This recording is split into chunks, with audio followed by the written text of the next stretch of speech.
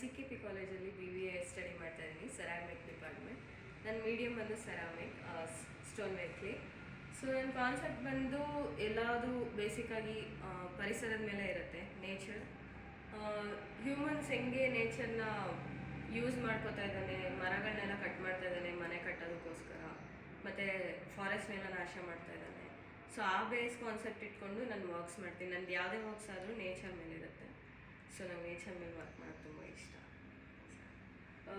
ಇದು ಬಂದು same nature, impression ತೊಗೊಂಡು ಪ್ಲ್ಯಾಂಟ್ಸನ್ನ ತೊಗೊಂಡು ಇಂಪ್ರೆಷನ್ ತೊಗೊಂಡು ಅದನ್ನು ಮತ್ತೆ ಅದ್ರ ಮೇಲೆ ಇನ್ನೊಂದು ಸ್ಲ್ಯಾಬ್ ರೋಲ್ ಮಾಡಿಬಿಟ್ಟು ಅದನ್ನು ಉಲ್ಟಾ ಇಂಪ್ರೆಷನ್ ತೆಗ್ದಿರೋದು. ಅದಾದಮೇಲೆ ಅಂಡರ್ ಗ್ಲೇಸ್ ಯೂಸ್ ಮಾಡಿರೋದು. ನೆಕ್ಸ್ಟ್ ಬಂದು ಅದು ಓಕೆ, ಇದು ಅಷ್ಟೇ ಟ್ರೀ ಮತ್ತು ಹೋಮ್ ಕಾನ್ಸೆಪ್ಟು.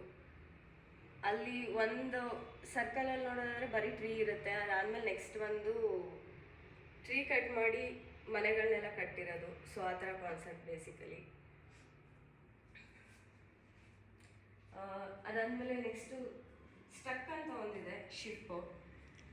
ಅದು ಆ್ಯಕ್ಚುಲಿ ನನಗೆ ಚಿಕ್ಕ ವಯಸ್ಸಿಂದಲೂ ಶಿಪ್ ಅಂದರೆ ತುಂಬ ಇಷ್ಟ. ಸೊ ನನ್ನ ಚೈಲ್ಡ್ಹುಡ್ ಮೆಮೊರಿಗೆ ನಾನು ಸ್ಟಿಕ್ ಆಗಿದ್ದೀನಿ ಅನ್ನೋ ಒಂದು ಕಾನ್ಸೆಪ್ಟ್ ಇಟ್ಕೊಂಡು ಶಿಪ್ ಸ್ಟಿಕ್ ಆಗಿರೋ ಒಂದು ವರ್ಕ್. Thank you.